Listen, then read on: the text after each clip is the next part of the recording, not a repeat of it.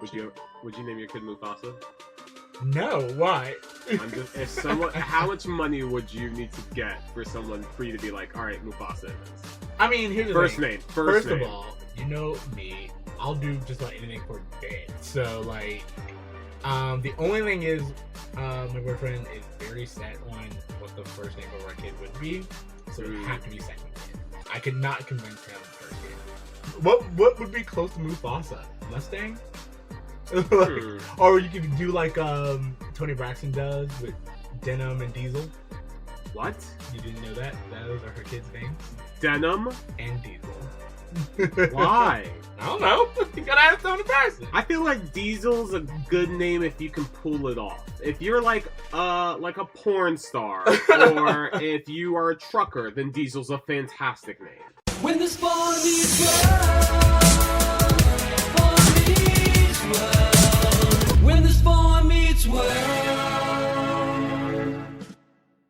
What up, bros? What up, bros? And welcome to Bruh Meets World. What is Bruh Meets World? Your Boy Meets World fan cast. Welcome to episode 56. I'm Ceej. And I'm TC. Happy New Year's Eve, all of our bros out there listening. I was so confused. I was like, what holiday? Because while we're recording this, it's like Rosh Hashanah. But yeah, anyway. Well, this is the New Year's Eve episode. So this is a New Year's Eve episode. Isn't Rosh Hashanah the New Year's? Yeah. It begins the first of the year. All right, how about that? We're doing this. Okay. Anyway, this episode is... Can I just say the first thing I thought when I saw this was how rare a New Year's Eve episode is. Like, shows are usually on break. And so, like, very rarely do I remember ever seeing a New Year's Eve episode outside of this one. I feel like... I mean, are we talking classic television or just, like, classic modern television? I disagree. I mean, Friends had several New Year's Eve or New Year's episodes. How I Met Your Mother. Yeah. Like a lot of shows I can think about. Isn't there one? Yeah, I know there's one that's very similar to this in Seinfeld. I think New Year's Eve is a pretty standard. Maybe I'm just not my noggin isn't as fresh as it used to be.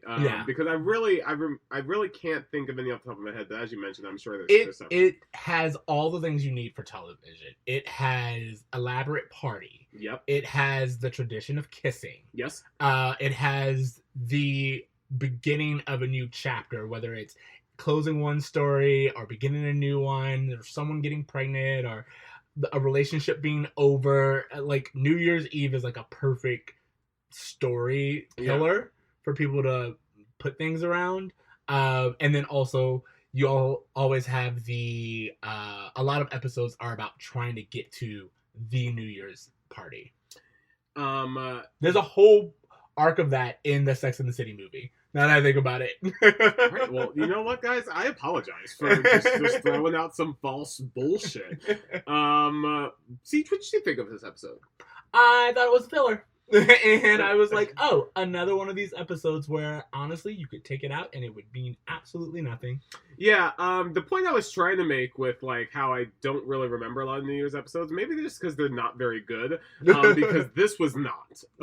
This was a filler episode, like you said, and there was just some things they did with the characters that confused me. I am willing to go there with you. Speaking of going there, do you want to do the Tell Me About It? Tell me about it!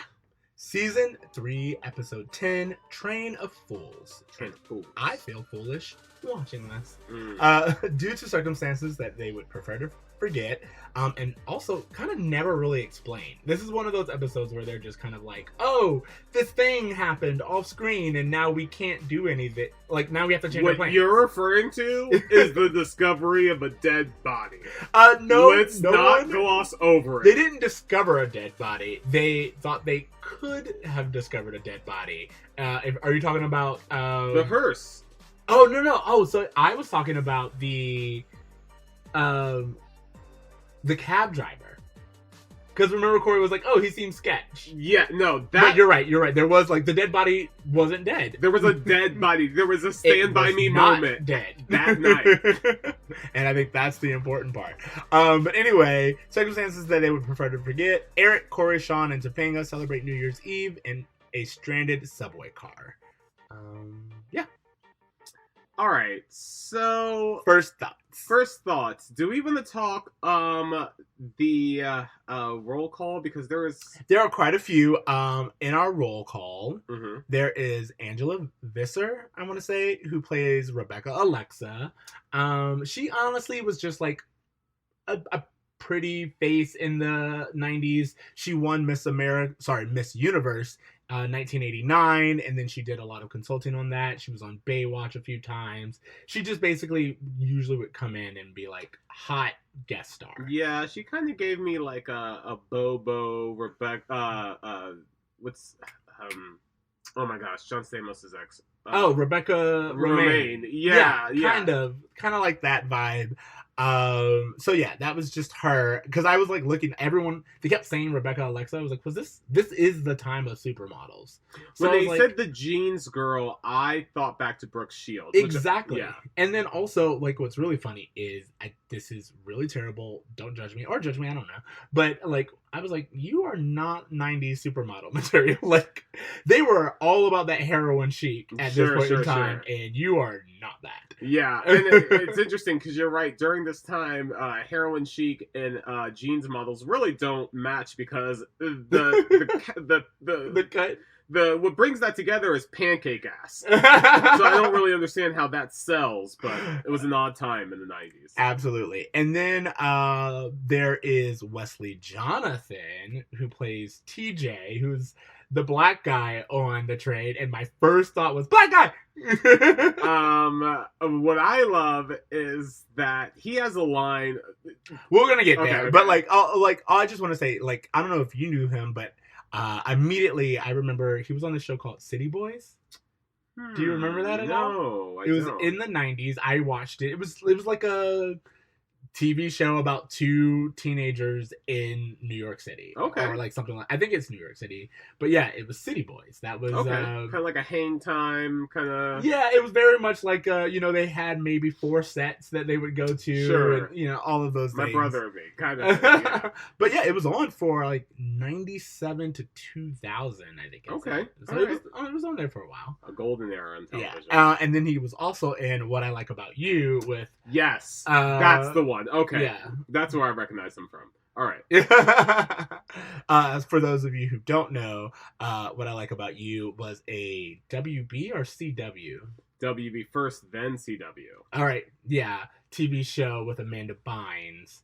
And who was her sister? Janine 90210. Yeah, that's what I'm like. I was like, oh, I know this. Janine. Jenny Garfield? Yeah, Jenny Garth or something Jenny like Garth, that. yes. Yeah, something like that. Yeah. We're not gonna look it up. We don't care. No.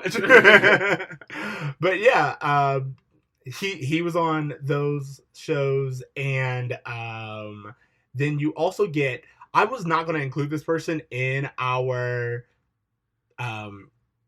roll call, but the caterer was played by this woman named Charisma Carpenter, who was on Buffy the Vampire Slayer. Oh, that was Charisma Carpenter. Wow. All right, see, that was my whole thing. I was like, I didn't know that, but like everything I looked up about this episode was like, Charisma Carpenter was in this too, and I was like, I didn't think it was that big of a deal, but like everything did. And then also, she plays the girl Eric kisses without consent, right? Absolutely. We'll talk about that. And then there is the 3 women who show up to Jonathan's place, which is Wendy Pitts as Janine, Brooke Genesis as Valerie, and Dawn Maxey as Lynn. Oh my god. Can we just get this Jonathan storyline Yes. out of the way? So, much like I usually say, if we have like more than one storyline, it's not going to be a great episode. Once we get to like 3, which I guess like A and B kind of merge together, which is like Eric's whole thing with the supermodel, and then Corey and them trying to do. They kind of merge into one. But then with Jonathan and Eli's New Year's Eve plans, the plot is Jonathan digs them down so good that they can't get enough. They become obsessive. And as I said previously, the writers of this show do not like women. It's the first thing I thought was that one, this has no business being in a Boy Meets World episode. Absolutely. It has little to do with anyone else other than Jonathan and somehow Eli as well. Not really. Also, we have the whole issue of Eli not being a sexual person himself. Yes. Don't get me wrong, they allude to one of Eli's exes, but we don't see her. And even the connection he has with the 3 other women, they are set up as friendships, not as he is a viable option for those other women. Nah, that dude wanted lasagna. That's why he's like, nah, man, let her in. She said she's gonna whip up a quick lasagna. Because, women cook. Yeah. Again, it's just like, it's all of the tropes. It's like, women are obsessive. Yep. Women cook. They can't handle emotions. They're trying to trap you. What did I write down? Did Valerie deliver that pizza herself? Or did she go up to the pizza delivery guy, take the pizza, and was like, I got it from here? That guy needs to be fired. Yeah, absolutely. I definitely thought about that because I was like, wait a minute. How did you get that pizza? They were in the, Jonathan's talking about Janine. He's like, oh, Janine the Clinger, which is such like a Seinfeld, like, Friends type Janine of thing. the Clinger. 2 weeks was enough. Who is this? Isn't Valerie like the psycho? Yeah. And then when we meet Lynn, she's like crazy. Like, it's just like, again, I don't know. The reason why none of this matters is because at least with Kat, she was in a few episodes in season 2. She had like these flirtatious moments with Jonathan. And so at the end, when she's like, hey, do you want something serious? And he's like, oh, I have to watch Sean. Like, it means something. We have no idea who these women are. We're just immediately introduced to them as annoyances. Much like Trini. Right off the bat, you are annoying by your character definition. Absolutely. Which I think, to your point, is they just don't write women very well. What did you think of Eli, like, pushing? Like, what was he getting out of this other than just trying to humiliate Jonathan? Honestly, like, the way that they set it up in text is he only wants lasagna, as you said, and that he finds it entertaining that these women, kind of like ribbing a friend. But Sure. honestly, I don't see, like, unless, like, it's like, it doesn't make sense, because I was like, unless Eli saw each of them as like an opportunity for him to also, like, to have someone different to kiss at midnight, but those are Jonathan's exes, and I don't see that being like something that's okay, even as close as their friendship is. You know what I mean? Yeah, and after a while, it must have gotten old just to hear these women just like drinking and talking about how terrible Jonathan. Did Eli think he was going to get some? That's what I'm saying. It's like, it's either Eli thought he was going to get some, or again, it's that TV trope of you're the non-sexual best friend, where it's just like women immediately feel comfortable with you because you're black, so clearly you're not a sexual option for them. I have to say, at a certain point, I just wrote, dude, fuck this episode. Like, I can really care less about Jonathan and Eli storyline. I hardly give a shit about the New Year's Eve storyline. I'm just going to call this a C- and be done with it. Absolutely. I will say that a couple of other things that I kind of left out of the summary, but there is like little bits with Amy and Feeney as well. So there's like 4 miniature storylines. Again, you can't be good Nope. if you have this many storylines. And I think it's Amy, Alan in the car, like Eric's car. Is that That correct? didn't make sense to me. Because what happened is that Amy insisted that Eric take their car because they're going to be driving around the city for New Year's Eve. She wanted to make sure that Eric was going to have a safe car. The car that they gave him ended up breaking down. Exactly. Which does, well, as you said, doesn't make sense. Makes no sense. And then, yeah, I just like, first of all, for me, it's really hard to watch episodes like that or storylines like that because of Uber. I'm like, this would be solved now. Like, this isn't like... Well, I thought that Corey sending away the last cab in Philly because the driver didn't match the license was a very timely bit of information that today I would not harass someone for. I can understand Eric's beef, but in a world where people die from their Uber drivers, like, this is kind You're one of those conspiracy theories? I'm not saying conspiracy theories. I'm just saying, like, if the dude doesn't match the license, maybe there's some reason to be worried. I'm with that. And they even paint it later where it comes back and Feeney's like, I don't really trust this guy. But also, I wrote down his name. His name is like Vodnish or something like that. Yep. And it's like, oh, of course, this is a stereotyped driver. You didn't have to give him a foreign name. Nope. Not at all. But, like, we do because 90s racism. And well, this is also what I love is that we're hearing about a race that we have never seen on the show, but will refer to off camera. Negatively. Yeah. So there's that. And then, as I said, there's this storyline with Feeney needing money as well. I have to say, I actually thought that was kind of funny. It's a fun bit. I'll give him that.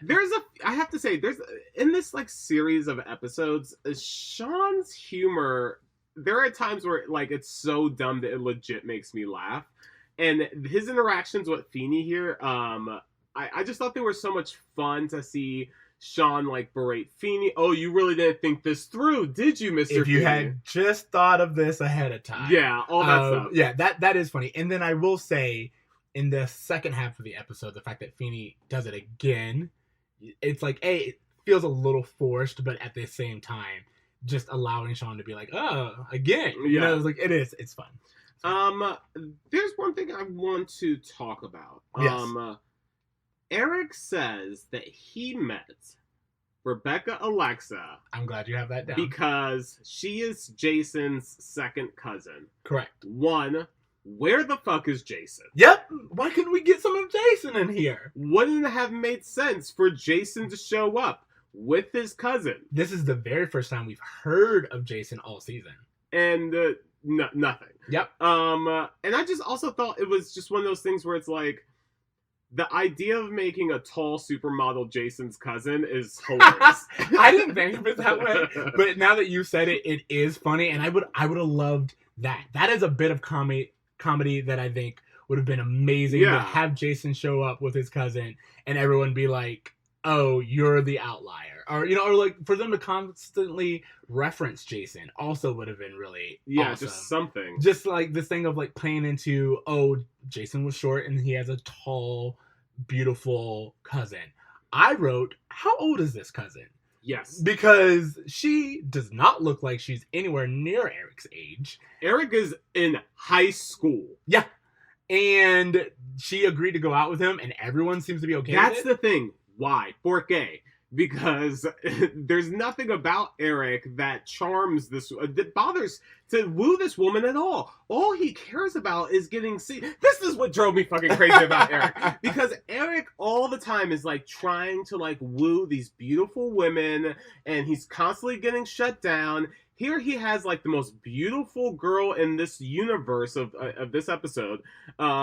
And instead of like, oh, all the cabs are done, let's just chill at the house. Maybe I go up to my room and the kids stay down here and you and I can do whatever. Like, why isn't that his end game? Why is it, I want to be seen at a party with people we've never met before. We have no idea that even know Eric, nonetheless would value this. It was all just very whatever.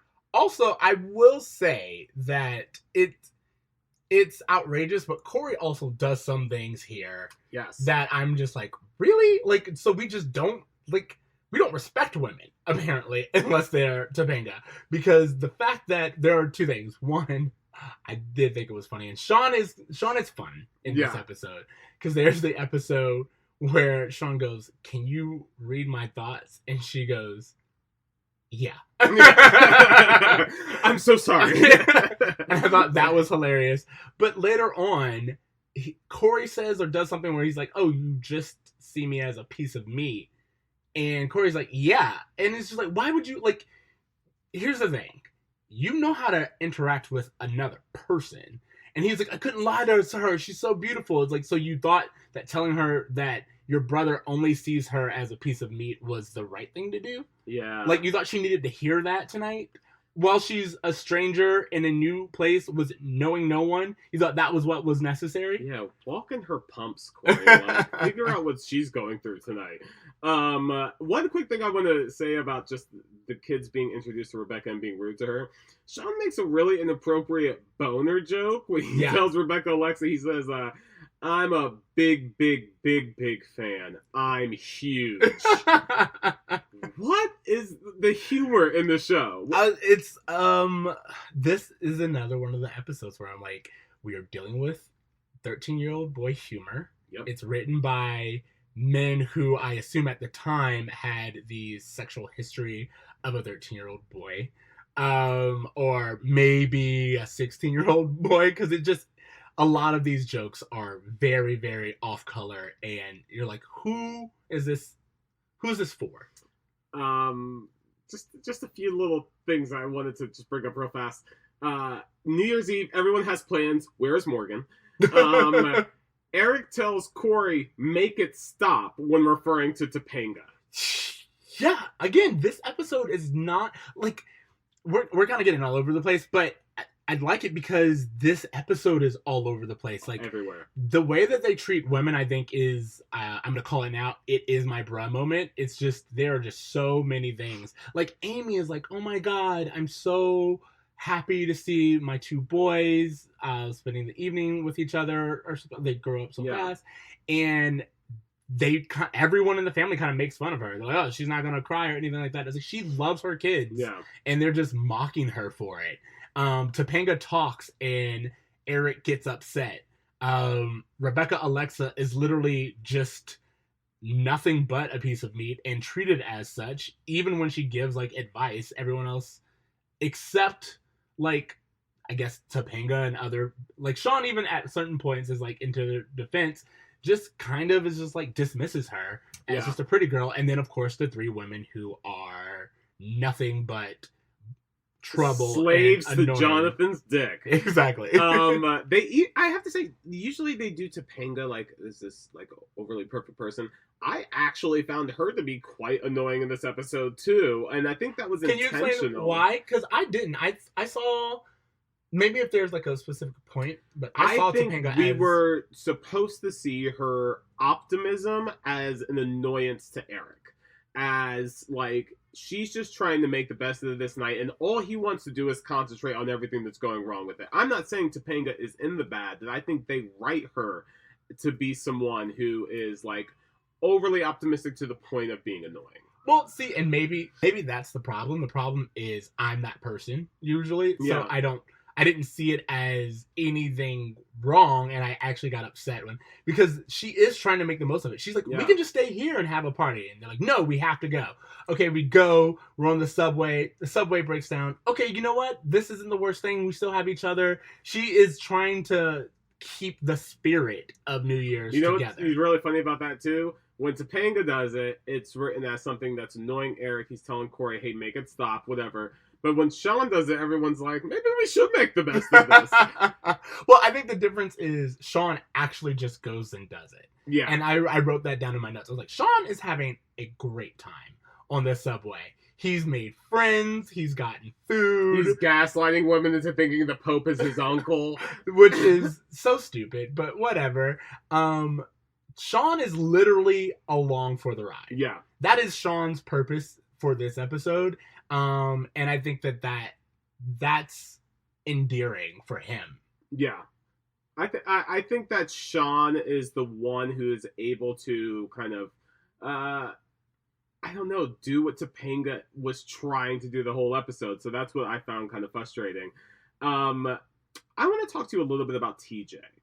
Well, hold on. Before we go there are a few more things on the subway I just wanted to talk about. Sure. One, there is the fact that there are the schoolgirls. Yes. Again.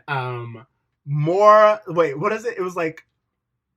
Oh, Linda and more Linda. Yes. So I was just like, again, women don't have names. It's just like... I also think Boy Meets World uses the name Linda a lot. Yeah. Again, I was like, wait, why Linda? But... You know, writers. Yeah. But Linda and more Linda was just like, okay, again, barely giving these women personalities. No.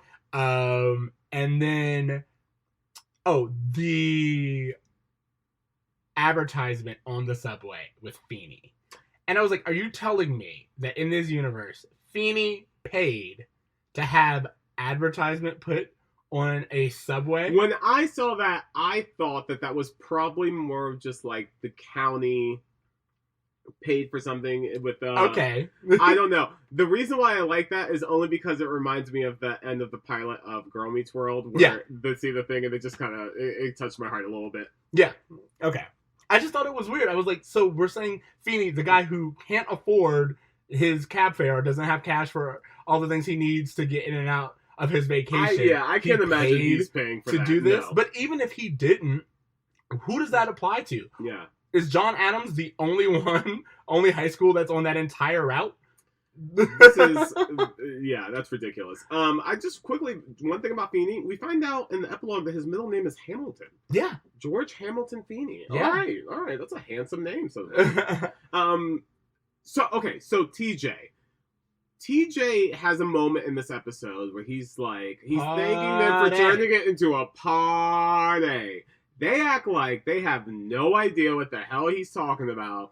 They explain it to Corey, who, in the most Caucasian way possible, goes, "Oh, okay, cool." Yeah. Tries it again. Everyone on the subway. Is he the only black person in Philadelphia? I guess. Apparently, I was like, black person, run! Yeah. like I was just like, they meet him on a subway, of course. And that is the only interaction of the black person outside of Eli we've gotten so far this season. Yeah. I know we get more later, but like it was very, very much, and it's this whole thing of you didn't understand what party was. Yeah. Like that was slang. It's that not like it was slang. It was just like said differently. Like that's just absurd. Exactly. But they just wanted to make sure that we understood that Corey is very white. And has very limited interactions. Since you already 3 years in, can I throw in my bro moment now? Yeah, go for it. Which is the fact that they make it seem like they are just slumming it so hard on this subway. Yeah. With people who have to take this every single day.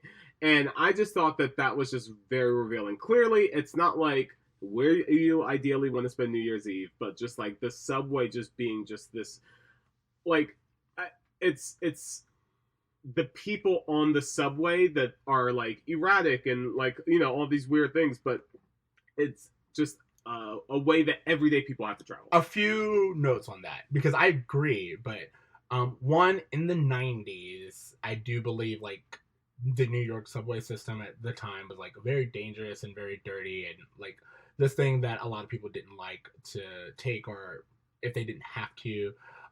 So there's that, and I think I have to remind myself we are in the 90s. Yeah. But outside of that, in general, on TV, public transportation is always shown as like the last resort, or like what only the worst of the worst take. Mentally ill people take the bus. What is it called? Psychos take the train. It's like all of these, because it's on television and movies, it's normal to take cabs everywhere. Cabs, who got that cars, kind of money? All of it. Who got that kind of money? All the time. They just go anywhere they need to be. Yeah. And it's not a problem. But if you have to take public transportation, it is shown as like lower this class, terrible low class thing. Almost like SpongeBob in the Deep. Do you ever see that episode where like SpongeBob goes to like this dark like it's just like he's in a different area outside of Bikini Bottom, and it is seen as like a whole other world, and he got there by bus. All right. Okay. Anything else you wanted to say about TJ? No. I just think this episode is, in my mind, a accumulation of everything that's wrong with 90s sitcoms. Yeah. Absolutely. Women are not treated as equal or barely as people. African-American characters, first of all, there's two, and the two that are, one is sexless and the other one is hip-hop boy. Yeah. On train. And he's barely really interacted with. Yeah. Like, they kind of show him as, like, guest at party, but there's not, like, a real friendship that sparks between them. There's class issues. There's just a whole bunch going on. Worst of Boy Meets World's tendencies. Absolutely. Which is why I was like, I'm not really. Yeah. All right. Yeah. Next. All right. The only thing I wanted to say, this last thing I'll say, is we start off this episode with learning more about Sean's family because his cousin Laszlo is the one who provides the quote unquote limousine, which we later find out is a hearse. And also, when he said that the limo was available on New Year's Eve, should have been your giveaway. Well, I just love he's like, you see a corpse breathing, you have to take it back. It's the right thing to do. I like that. But no, also, I was going to say, do you remember when limos were like impressive? Yes. And now limos, I avoid them at all costs. Absolutely. I don't know. It's like a prom thing. And at least what I know, because I took them a lot in high school to like proms and homecomings and things like that, with like groups of us would get together.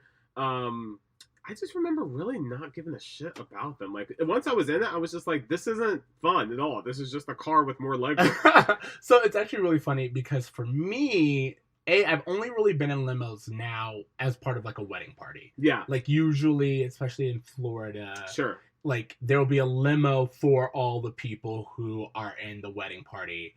And even that I think is falling out of fashion. Yeah. But by the time we went to prom, I was going to say that it wasn't cool to have a limo. It was cool to have like a nice car. You know what I mean? Yes. Like, and I would say the same thing for here. It's like New Year's Eve. I guess, you know what? Drinking and driving is good. Yeah. So back in the 90s, that is probably why you would like really prefer to have a limo. Even though Corey and them aren't quote unquote drinking. When just driving around LA, I'm very aware that celebrities do not ride in limos, they ride in tinted SUVs. Yes. So like that's replaced, the Lincoln SUV has replaced the limo in a lot of respects. Exactly. But yeah, I was just like, I was looking and they were like so excited that they had a limo, and I was like, oh, I kind of remember that. Yeah, it's good times. It flashes me back to Macaulay Culkin eating pizza in the back of a limo. Again, it just, but I guess for me, I only can think of like youth at that time. Because like I remember there was like some fundraiser thing where it's like if you raise enough points. Bruh, that was me in high school. Yeah. I got it for homecoming 3 different years. I won this limo. Exactly, that's what I'm saying. It's just like, yeah, okay. Anything else?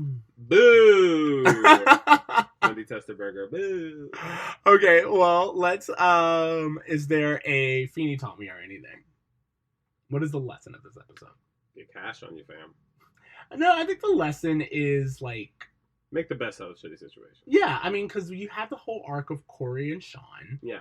And, you know, being like, oh, some of my best times are actually New Year's Eve with you. You know what? I know what the lesson is. What? Treat women like people. Yeah. That's a good takeaway. Did they learn that? No. I learned it. Yeah, all right. Several episodes ago. So we implore you, the listeners, to take away that lesson by looking at what they don't do correctly. Yep. And then grade. What grade are you going to give this? Dude, I was C-. Now I'm like D, dude. This is a terrible episode. Yeah, I said it before, and I'll say it again. If you have more than 2 storylines, you cannot get above a C. I think this is, at least so far, the clunker of the season for me. Yeah, I'll give you that. Yeah. So far. Yeah. All right. Yeah, because I was like, even the one I didn't like, you loved. Yeah. With the monkeys. I fucking, yeah, absolutely. Okay. Homework. Well, it is October 2nd, so it's the second day of Halloween in my life. And I'm just going to be watching so many horror movies over the next few weeks. So I'm going to do 2 quick plugs. One is for Shudder, the streaming service that's all horror movies. Yeah. I usually don't get it year round, but I usually get it for the month of October. It's not very expensive. They have a pretty good free trial. And it's just a cool way to watch horror movies that are some are really popular, some you've never seen before. I think all the Halloween movies are on there now, so just something cool to check out. And speaking of horror movies, what was that? Speaking of horror movies, I just wanted to spotlight one of the ones I've watched recently, which was Paranormal Activity 2. The reason why I'm boasting this movie is because my girlfriend had never seen any of the Paranormal Activities. Showed her the first one, and I was like, I don't remember the second one being that great, but let's watch it. It's actually dope as fuck. Oh, really? I was really impressed with the way they were able to tie in the second movie and the first movie. One of the things that I noticed right off the bat was that this movie, if you're looking at the Paranormal Activity, you always have the dates and the times, everything in the corner, because it's all handheld. I noticed right away that the second movie starts with a date that's before the date of the last movie. And that these two movies are actually happening at the same time. And I was like, oh, that's super interesting. Why don't I remember this? And I was just like, fucking Blumhouse once again, just like blowing my mind. So, yeah, guys, check out some horror films. Yeah, big Blumhouse fans we are. Absolutely. Okay, so mine is completely different, but there is a new special on Netflix called Hello Privilege. It's me, Chelsea. Yes. I watched it. I thought it was really fun, really informative. It did something that I don't really see a lot, which was it basically talks about the comedian Chelsea Handler. Of course, she's white, and she was like, I never thought I had white privilege. And then someone was like, look at your life and choices. And she was like, oh, yeah. And she just wanted to explore her white privilege and what that meant for other people. And a very big chunk of it is also her being like, all right, well, what do white people think about white privilege? Yeah. And having those discussions, which I thought was really great. So, can I ask you a question? Yes. Because I saw the trailer for it, and there was times where I thought, like, this doesn't feel very sincere. Did that come across better in the show? It is. I will say that some of it has to do with her plastic surgery, and I don't mean that in a negative way. I just mean that there's a lot of things or emotions you can hear that you can't see because of her face, if that makes any sense. Sure. And then also, it's an awkward topic, and I'll say that she's awkward around it. Yeah. And she calls herself out, and she's very open to being wrong and open to being, there are plenty of times where people were like, are you the one who should be doing this? And she's like, that's a good question. I mean, like, I feel that there's no better person to talk about white privilege than someone who literally, I won't say failed their way up, but benefited from it in numerous ways. And she's asking the questions that I think should be asked. And she also, from there, has a takeaway of Black people are tired of answering these questions. Yes. So it's time white people start doing what they can. And I think, again, to me, that is notable. So It starts with something, and if you have time or you have interest, I would check that out. But yeah, that is my homework for today. All right. So thank you guys for listening to another episode of Bruh Meets World. Remember, you can find us on all of the places: iTunes, Spotify, Apple Podcasts. Leave us a rating, email us, or contact us on social media at Bruh Meets World. You can find me on Twitter at Extra Ceej. That's XTRACEEJ. TC. You guys can find me at @braverme at .braver.me. And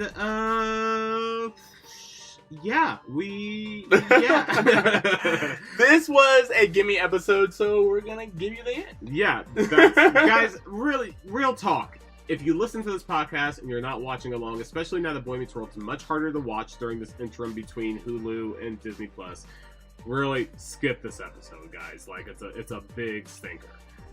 Yeah, all right. So I guess remember that. Yes. And remember to dream, to try, and do good. Yeah. Later, bro.